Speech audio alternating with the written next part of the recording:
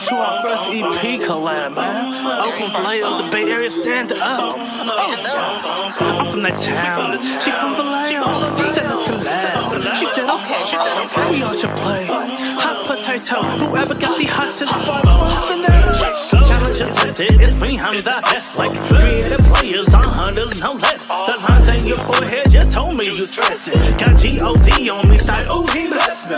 All the lies they tell it's a vaccine. They're acting it's so bad like it's wrestling. Keep my circle so small it's insane. If you made the cut then you're part of my team. Just like bowling at plank or strikes no gutter. Attracted to the mind but I like mine's hooder. She gotta have a pretty face too.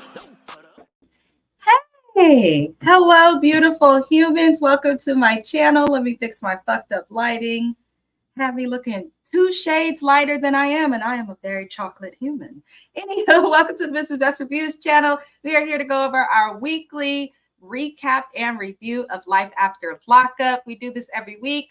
Usually we do it on Saturdays. I have had an insane work schedule where I haven't had a day off. So that is the reason why I am doing it on a different day. But nonetheless, we will be going over the foolery that was this episode. My, as Johnny Gill would say, I don't understand. Also, Beth says, shout out to the chocolate humans. Right, and start doing us better with lighting, because I shouldn't have to go through all of this just for people to see me. My God, the first people on the planet was black. Anywho, moving it along, we are going to get right into the episode. I know that everybody has lots that they have to do on this Monday evening. We're going to start with Chevelle and Quaylin. That's the format that we usually do these recaps at. Chevelle and Quaylin were a hot ass mess. They were a hot mess. I really don't know what to do or what to say about this couple, because it's not really them that's the problem. It's really just Chevelle's mom. So starting out, the last time we saw them, she's having her bridal shower. I didn't realize her wedding was so soon. I also don't know a single human, even the most tomboyish of girls, hell, I'll say men I know, would know not to show up to their bridal shower if this is supposed to be forever, looking the way Chevelle looks. She's really got to figure out these Temu synthetic wigs because they're stressful. So she pulls her mother aside to talk to her because her mother's been talking shit about Quaylin with his family there as well in front of everybody. And it's supposed to be a happy event. And I know we've all been in situations where we may not support or like who our loved ones are marrying, but we still have to be respectful. We just do. Sorry, y'all. I had someone shining a bright ass light into my house. I'm like, what the hell? So I had to look and see what the hell is going on outside. Anywho, apologies. So Chevelle pulls her mom aside to talk and ask her to shimmer down, which is the title of this episode. I don't know how to nicely say this. She got her looks from her mom, and she should be upset about that. That's what I'll say. Moving it along. She asked her mom to shiver down when it comes to talking shit about Quaylin at this event. And her mom says, I'm not going to shut up for nobody. I'm not going to hold my tongue. I'm going to speak my opinion. You can speak your opinion, but you're in front of his whole family. You might want to respectfully speak it. But if we go back to when Chevelle and Quaylin were on Love After Lockup and Love During Lockup, Chevelle was the one with the crazy ass temper and attitude that led to the demise of the relationship. I don't know. There's just too many red flags with this, but her mom says she's not going to shimmer down for shit. And she goes back in, and Quaylin's mom, basically, because Chevelle had to take a moment and go outside. Because, you know, when it comes to your wedding, I don't think you expect your family to act as negatively as her family did. So she goes outside, takes a moment. Quaylin then basically, his mother, when she comes back in, is trying to talk to Chevelle's mom and Chevelle. And, she, you know, Quaylin's mom seems to be aware that this is a once-in-a-lifetime thing, or she's aware that it's not going to last and her son can find somebody else. Either way, Quaylin's mom is behaving in a more respectable and appropriate manner. And she actually wants to, you know, not make Chevelle's life worse than it is. Chevelle's mama starts talking shit about, you know, Quaylin's mom trying to comfort Chevelle and all of these things. And her sister, or Quaylin's sister, these names are terrible, Colandria and all of this. Anywho, but Quaylen's sister finally speaks up and politely asks Chevelle's mom, you know, can you stop talking about my brother negatively and disrespecting my mom? You know, because Chevelle's mom was doing the most nasty looking so. And basically, Chevelle's mom starts threatening Quaylen's sister and all of them, just turns into a mess, right? More of a mess. Maila's walking in for this too. And they tried to, like, Chevelle acted upset that her daughter had to see this, but Maila was entirely unfazed by the drama, which tells me that Chevelle's mom and Chevelle's family and whoever her daughter has been around, they behave in this ratchet, unacceptable manner all the time. You can always tell if this is normal or if someone's upset by how the kids respond. Because if kids are not used to it, they will be upset. They will run out of there. They will cry. They will express that shit. Maila was unfazed by any of it. So, yeah, I don't know what the fuck going on. And Quaylen should think twice because, yeah, he's marrying a woman with no neck and an angry mom who wears Timu wigs. And that's concerning. That's concerning. Anyhow, Quaylen's mom does come and apologize to Chevelle, you know, and she even says, you know, either way, no matter how we feel, this is a special day for you. This is a special day for my son. I don't want to ruin that. And her mom says, we can't get along, me and your mama. Me and Sylvie, we cannot get along. So, you know, Quaylen's mom basically says if she has to avoid going to the wedding so that it doesn't get ruined, that she will do that. And I thought that was incredibly selfless and thoughtful. And she apologized over and over. So after Quaylen's mom, Calandria, talks to Chevelle and all of them, Chevelle and Quaylen then try to talk to Chevelle's mother, Sylvia. And Sylvia was just unreasonable. She started talking shit to Quaylen. I think Quaylen had his limit because he was like, and I'm still going to marry her. And I'm still going to marry her. Like, all your yelling is not going to stop this marriage from happening. When people want to get the fuck married, they're going to get the fuck married. It's just how it goes. So, in my opinion, Quaylen and Chevelle need to kick her nasty ass mama out of this wedding. I don't care what people say. Until you've had a mother that is awful, you don't get it. You can love your parents, but if your parents cannot love you in an appropriate, respectable, or adult fashion, then you can also have distance between them. If you can't act right at this wedding, guess what, bitch? You don't need to be there. If you don't support this wedding, then instead of making them miserable, why are you trying to come? If I don't support some shit, I'm just not going to go. There's some people in my family I don't fuck with in any way. I don't show up to their events because I'm just going to get into it with them and somebody going to get took off on. And I don't have that kind of energy. So I avoid it to keep peace. I don't know what's going on with Chevelle's mom. Nobody's family is perfect by any means. I am not talking about her mother and how she was as a parent because Chevelle is grown, but just based on how her mama acts, I can see what's wrong with Chevelle and why it's taking her so long to find a man. Anywho, we're going to move it on to the next question, to the next couple. If you are here and you haven't done so already, I would greatly appreciate you if you would like the video. It's an easy and free way to support thy best. And who wouldn't want to support thy best? Anywho, moving on to the next couple. Oh, God. Every time I look at my notes and I see I have to discuss this couple, y'all, I get upset. And the couple I'm talking about is Lindsay and Blaine. Oh, they annoy me. They annoy me. I don't fully buy their storyline, but then knowing what's going on with them in real time, I do, but I don't. I think that Lindsay is the fakest human that has come across our television screen. She's terrible. She is terrible, terrible, terrible. From being a mama to being a human to following the law. She's just bad. I don't care for Lindsay at all. Something about her makes my skin crawl, but she's a beautiful girl. I give her that. I like her long, pretty hair. Try to give a compliment if I give a negative, something. Anyhow, so last time we saw them, Lindsay and Blaine got into it. He got so mad that he threw something or hit something. I don't know if it was a pot or whatever, but I'm going to say this to Mr. Best publicly. If you ever get mad at me and throw some shit that I'm cooking, you'll never fucking get me to cook again. Because how you could have threw anything, throw a spatula, hit the wall. You know what I'm saying? But why the food, Blaine? Anyhow, he goes off on Lindsay. after Lindsay asked him like if he's even halfway pulling his weight, it seems like the men she gets with are pulling their weight when it comes to getting with her. And then she gets with them and it's like if she has to work, she gets upset. She did this with Scott, she did this with Deontay, and now she's doing it with Blaine.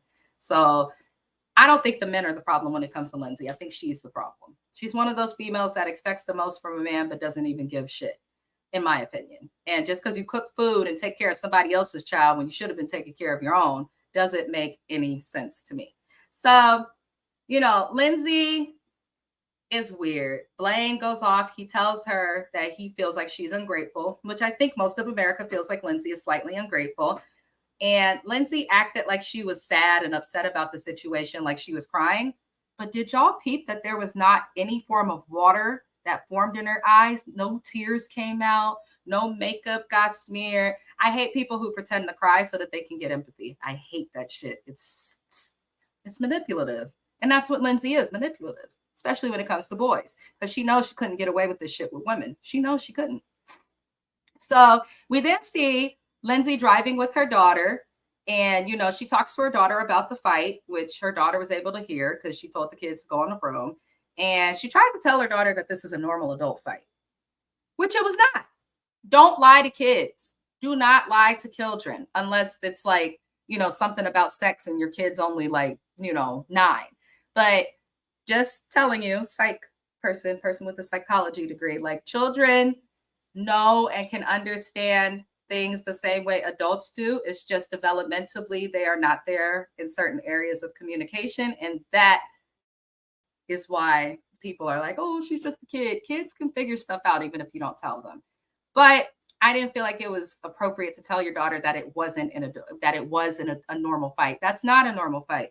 I get into it with my husband here and there. We don't really argue too much, but when we do, things don't fly, things don't break, things aren't being thrown at each other. No one's physically assaulting each other or trying to, I think once it gets to where, you're physically harming people, things, or property, whatever the hell, that's when things go from, normal to unhealthy, in my opinion. Anywho, moving it along, this dumb broad decides to go wedding dress shopping because she has no storyline. And I believe the only way she's making real money is by being on the show. So she goes wedding dress shopping. She brings her daughter and her mom. And while Lindsay's getting, into the wedding dresses, no one's impressed. They're not like, oh my God, and crying, you're so beautiful. They're looking like, oh yeah, okay, yeah, that's nice. That's right. That's pretty. Oh yeah, that's the dress. Yeah, okay, that's nice. That's pretty. I get it. I get where Lindsay's mom and daughter are coming from. Unfortunately, my mom was like that. Listen, my mama gonna have 7 more husbands before she's off the earth. Some women just go through husbands like it's nothing. Elizabeth Taylor, Kim Kardashians. I mean, it is what it is. At least they can pull husbands. I'll give them that. Some of y'all can't even get a husband. But, some people just are they're either hopeless romantics or just wanting to make something work that's just not working. I don't know why you would try on a wedding dress when this man was just arguing and throwing shit, talking about he feels you're ungrateful. In addition to that, you had to propose. I don't get females who do that. They're like, oh, I'm going to break tradition because I love him. But then when it comes time to planning the wedding, suddenly they want to be about traditions. You're supposed to do this. You're not. You proposed. You broke that tradition, so you can't expect to have tradition. I just don't get that. So while they're trying on dresses, Lindsay goes in to change outfits. And while she's changing, her daughter, I believe her name is Miley. I hope I'm getting her daughter's name right. Beautiful girl, by the way, who has a great head on their shoulders, it seems. She plays sports. They say she gets good grades. She just seems to be really smart. The kids on Love After Lockup, though, are generally smarter than their parents. That's just what I've noticed. Anyhow, her daughter tells her grandmother, Lindsay's mom, when she asks like how everything's going, because Lindsay's mom raised Miley, not Lindsay. She basically explains that Lindsay and Blaine have been fighting a lot. And her daughter complains to Lindsay that it's made her uncomfortable to where she has to say something because Blaine comes to her complaining about Lindsay after they fight, like telling them she's ungrateful or manipulative and things of that nature. And I could tell the daughter was uncomfortable with having to say that. So I actually believed that part of her storyline. The grandmother also says that Blaine does it to her as well and complains about Lindsay. And the grandmother and Lindsay's daughter both feel like Blaine and Lindsay should not be getting married, considering how much they're arguing. And when Lindsay comes out in this dress that was very, very pretty, it was just Cinderella-y and pretty. Her daughter, because she's like, they're not excited about this dress, and I know this is the dress. What the fuck? So she asks them what's going on, and her daughter tells her of all the fighting between her and Blaine and how it's affecting her. And she lets Lindsay know that Blaine has been coming to her daughter to complain about Lindsay. Lindsay asked if it was after she proposed. This is how you know she doesn't give a fuck about her child. And I don't care what nobody says. She got that girl in the house so that she could look good and feel better about herself. But if you really cared about your daughter, you let her stay with her grandma since she's already in fucking high school and finished high school. But instead, she cares when it comes down to a grown man going in the bedroom and involving children. Anybody under 18 is a child and should not be involved in adult fights. You go and involve her daughter into your adult fight, and you talk shit to her daughter about her mother, who already was not there for her. You don't need to add any more negativity to that. Regardless of how we feel about Lindsay or each other as people, as adults, we should never let kids get involved or go to our kid complaining about that. And that's what a lot of parents need to learn, but they so stuck in their ego. I'm a parent. People there, I know this. Y'all don't know. This is why the world's fucked up. Lindsay is more concerned if this happened after or before she proposed versus about her child, which grossed me out. We find out because she pulls up the camera. Her daughter's like, you got home security. You got surveillance. You don't check it? Lindsay's like, I don't check it every day. That's stupid. If I have cameras in my house, home security, which I have, I'm checking that shit. I'm checking that shit constantly. I want to know when the fucking cat shits when I'm not there, because you just can't be too sure. So she runs out of the wedding dress venue, calls Blaine. He doesn't answer the phone, probably because he cherishes and values his time away from her. And she's just going off. So we'll see what happens more with that next week. I feel like they could have just shown it all to us this week and we got less couples. But, you know, I am not an editor, so I just comment on what I see. Moving it on into the next couple, we are going to go over Brittany and Key-Rock. They're going to go see Brittany's grandmother, her abuelita, as she calls her. They have been, man, Brittany was hollering and going off. But she's only 22, 23, so I won't get at her too much because she's basically still a child. I didn't know shit at 22, 23. And I didn't know that I didn't know until, you know, I got past that age, you know. I had no way of knowing. Moving it along. Basically, Brittany and Key-Rock go to see her grandmother. And her grandmother, when we meet her, she loves Brittany. She's not judgmental at all because Key-Rock is trans. Brittany's grandmother's like, he's family. He's family. If you love him, I love him. That's how my grandmother was with my husband as well as my dad. They're just like, if you like it, we love it. As long as the nigga don't put his hands on you and pulls his weight financially, they're fine. And I like that for that. Anyhow, we find out from Brittany's grandmother that Brittany's mother is crazy. Her grandmother says, my daughter is crazy. And we find out that Brittany went to live with her grandparents, actually, because she was having troubles in Virginia. And she felt like if she would have been with her grandma, she wouldn't have gone to jail or gotten into trouble. She was forced to go back to Virginia with her family. And then she went to prison and she didn't see her family for 6 years, not her uncle or her grandmother, none of that. And by the way, she looks like her grandma, just so cute. Basically, the whole family was accepting her uncle. He said, you know, I work all the time, so, you know, I don't know as much or see as much, but that's my niece. And, you know, if she's happy, then I'm happy. I love that for them. So it looks like her parents are the only crazy ones, which makes me believe, you know, there's something more that they're not telling us with this story. And I'm going to respect that. I'm going to respect that because I get you don't want all of your business on, but they were so supportive of her that they offered her and Key-Rock to move up there because they live near New York to, you know, be near her grandmother and all of that. But, you know, Key Rock has his family thing, but they were really supportive. And I thought that that was nice to get something with no drama. So the next couple that we will get into is Joinomi and Red, the hot mess express that they are. So Red goes to see his friend from prison. He ran away to St. Louis. He needed a break from Joinomi. And he goes to see his friend from prison, and his friend from prison has a wife. And we find out that Red only started fucking with Joy originally for money, because that was a quick way to get money while in jail. And he was like, "Oh, little did I know I fall in love." I don't think Red fell in love. I don't think Red knows what love is. And that's okay, because he's been in jail since he was like 18. He graduated high school early. I wish he'd take his brain and put it to good use and go do something. But we do also hear the struggles when Red's explaining this to his friends while out. And he says he been liking naked pictures, and that when she gets mad about it, he gets petty and throws the fact that she made a baby on him in her face, as he fucking should. You make a baby on somebody, you don't get the right to fucking be complaining about stuff. Because if the tables was turned and Red did what Joinomi did, she would be throwing that in his face probably at every opportunity. So it's like she forgets that when he's doing stuff. Anyhow, his friend, the guy who had the wife, I didn't catch his name, but he seems like trash too. Don't think just because these men is married that they're not trash. They can be. But his friend basically said what we were all thinking. He said that Joinomi is expecting more from Red than he can give.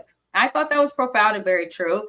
If you subtract the cheating and all the things, you know, he just got out of jail. He went into jail literally as a kid. You got to give him time to grow up, adjust, and to understand stuff. Now you've moved him out of the state into a trailer park on a reservation in the middle of damn near nowhere, in a state that has terrible economic issues, unless you're somebody who's into science or, you know, things like that. So I thought that was smart of his friend to say. I wish he would have said it to Red. But Red goes out to eat with his sister and cousin later down the line. And he tells them that he proposed to Joy. And his sister asks if he's sure that he is not talking to nobody else, because his sister knows her brother's a hoe. She knows. We know how our brothers are. Like, we know. I got one brother that like don't want to deal with drama and won't date nobody till he like knows he wants to be married or finds a girl of his dream that make his eyes twinkle. And then I got another brother that's like okay in relationships, but will juggle a few females until he finds one. So everybody know how their siblings are. After that, we don't get an answer about that, but they show Joy with her sisters, or her sister cousins, as she called them, and they all allude that Red is not to be trusted. And she explains she doesn't know if, you know, if he's going to be coming back.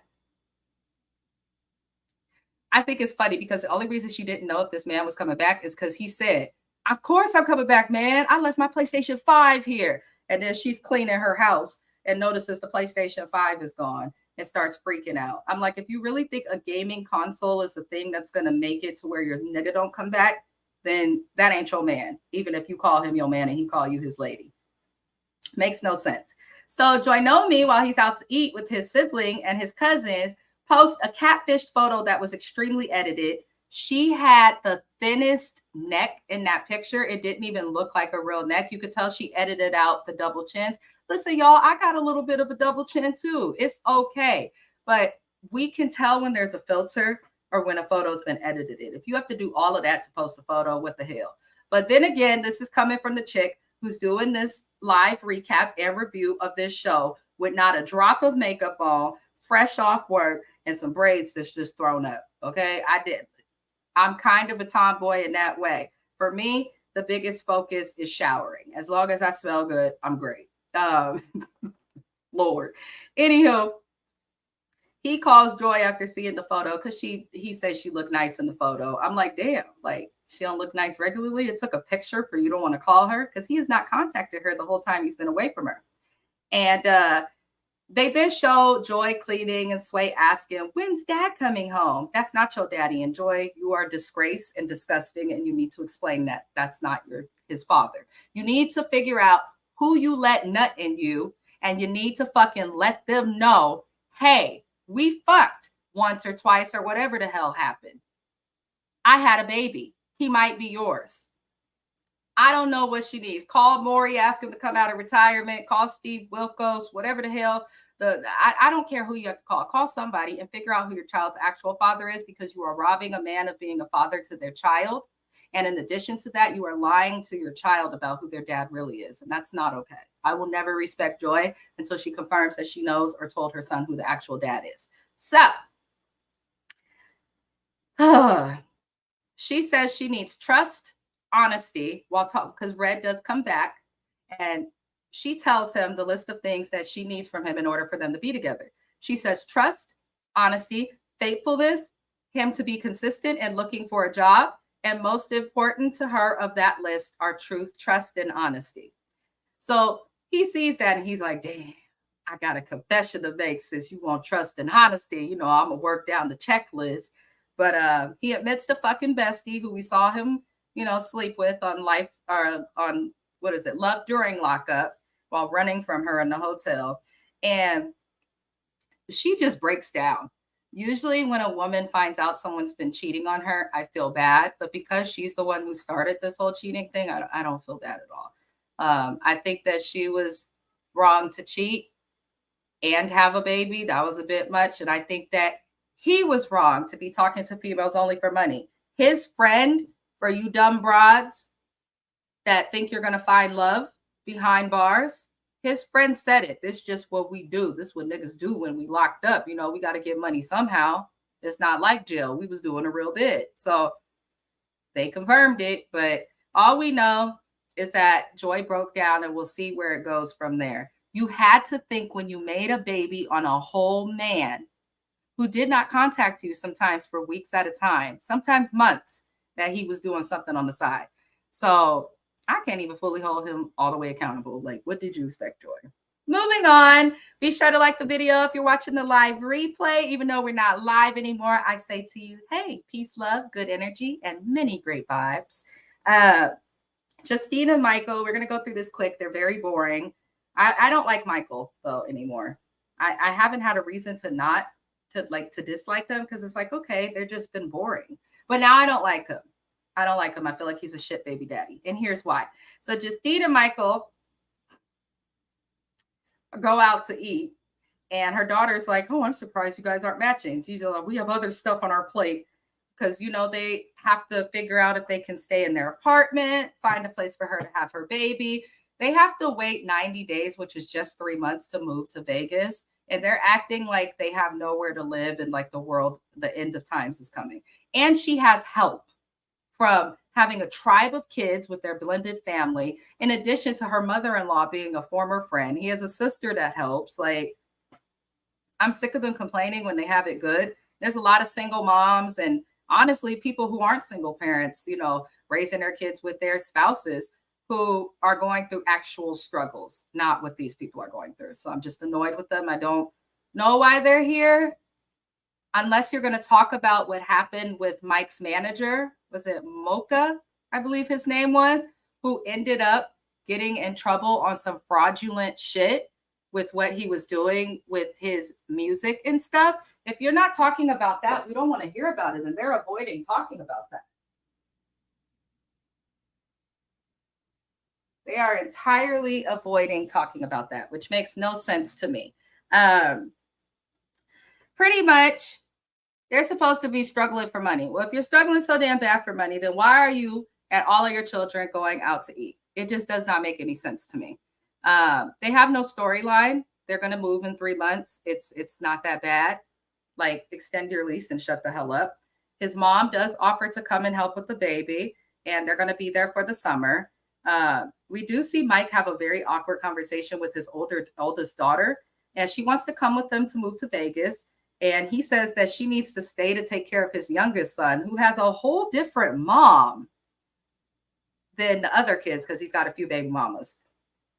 If your daughter wants to come with you, let her fucking come with you. Now, I did see somewhere online that, like, Mike has spoken out, and, you know, his oldest daughter and one of his kids are living with him in Vegas. So that's good. But for your kid to say, I miss so much time with you. I want to spend time with you. I want to move in with you guys so that I don't feel left out. And for him to be like, well, I prefer if you stay here with your brother. What's wrong with him? That was whack. But I can only say so much about that. So I'll only say so much about it. So we're going to move on to the last couple of this episode, which was Sean and Sarah, the Hot Mess Express, I will call them.com. Lord. So Sean wants to teach Sarah how to tow because they started a tow truck company, but they only have one tow truck. Her learning how to tow would help it to where they could have two and they could bring in more income and revenue. She's mad because she's in pain from her whack ass botched tummy tuck. Her tummy tuck and titties look terrible. They don't fit her body. They look stiff. And I don't fully understand it. I just don't. So you can't expect anybody to be empathetic to your elective procedure. She's complained about, oh, I can't hold the baby. It's hard for me to clean the house. I have to do this. You chose to have this fucking procedure. Stop complaining about what you deal with now that you're having it. I don't feel sorry for Sarah at all. At all. Not even a little bit. But they go to practice towing and the tow truck basically starts to have mechanical issues. And he mentions this is why we need a new truck. And Sarah gets upset with Sean because they have a lot of debt. She says that he is bad with money. But mind you, we find out they are about $15,000 in debt and counting. If you don't just accumulate debt like that overnight. If you guys have been in debt and struggling with money and you know he has 6 kids, why would you choose to have a tummy tuck? Why? It doesn't make sense. You can't afford it. Elective procedures are not covered by insurance for those wondering. So it's like, why? Why? Doesn't make any fucking sense. The only ones that sometimes are covered are like mommy makeovers and things like that, but she's tripping. Anywho, she gets mad about the debt, and then she gets madder because Kelly calls Sean and he doesn't answer. If you get with someone who has children, you cannot get upset that they are answering the phone to the baby mama when he still has children that are underage with her. He has 6 kids with Sarah. Only 3 of them are away. One's in the military, one's grown, and one is on the way to the military as well. So Sarah says Kelly was manipulating her because they were supposed to be getting along. And she says it was causing problems with her and Sean. And then we find out Sean has Sarah upset at Kelly about money and manipulation when once again he's lying because this is what Sean does. Sarah has no clue that he is using money to go to repairs. So she thinks that she's giving $1,000 a month to Kelly for the kids, which by the way, 6 kids, $1,000, not enough. Not enough at all for 6 kids. They're both financially irresponsible. But after this episode, I'm looking at Sarah like, relax, because what if you leave him? Then you're going to want that same money. You're going to be Kelly calling him. So it's like, what the hell do you expect? But that is the episode. Sarah did behave like an ungrateful little hobbit with stiff titties. But, you know, I'm hoping that they'll figure it out, I guess. Sean is a liar. He's always been a liar, and you have to expect him to lie. It's just what he does. But I don't feel sorry for Sarah because she's chosen to have elective procedures while knowing they're in debt. I'd wait to get my titties done if I know I'm in debt. Doesn't make sense. But that is everything that happened on this episode. Be sure to like, comment, and subscribe. We will be back with another recap tomorrow. We have 90 Day the Single Life, and then I will be a part of the Watch Your Mouth Reviews channel, where we will also be going over Bell Collective, Married to Medicine, and the Housewives of Potomac. I appreciate anybody who tuned in and watched from beginning to end. To those watching the live replay, I appreciate you guys at all. Be sure to like the video if you like what we are doing. Subscribe. There are recaps and or music reviews happening almost every day of the week, so the channel is trying to grow. I hope that you all enjoy your, what day is it? Monday night. Relax, kick your feet up, and enjoy the vibes. Other than that, we are going to end our live by playing a song as we always do. So today, the song that we will play will be Oh So Best and D Sprite, who is an artist out of Michigan. We will listen to their song that just came out today titled Cashmere, just like the sweater. Just like the sweater. I think that's a catchy name. Anywho, with that ado, I will see you guys again next week for this recap. Enjoy the rest of your night. Promo. Oh. Okay. Oh, yeah. Oh boy. Let's go. Bitch, I got that shit on me just like I was a fucking pamper. Took a trip to paradise, your bitch pussy was my camper. Bitch, I'm not Allen Iverson, I don't got your answers. Bitch, turn me up just like when you in the mirror dancing. I'm my biggest hater, but I always prove myself wrong. Going through some shit by yourself to make you headstrong. Told this bitch, let's fuck on the floor like the bed's gone. Bro, you gotta stay dangerous, you don't wanna be a sad song. She giving me the eyes at the club like, boy, come here. Girl, I'm no Romeo, but I can make that makeup smear. I just get the bows and then I make them disappear. Bitch said I was boy from material, I'm like a sweater tag. I was the bottom Mongolia. It's oh so good. Straight light has a search for a legend. Verified, produced in the middle is pretty. The best time if you know your fabric, you know I gotta have it. Like elastic, do not touch it in the classic. Soft like a Tempur-Pedic. Was a cashmere straight on thy seat. Trips in expensive way. I need menage a trois with a wife and a slut. I need certain delicacies for my pinky is this. Heaven on earth, who would want this to end? And then everywhere I go and make friends. Work hard to play hard as a trend. Bound to act up, back right, or get left. My path would ask me what we on next. What we on next? And then we have another collab. But he's writing oh so bad.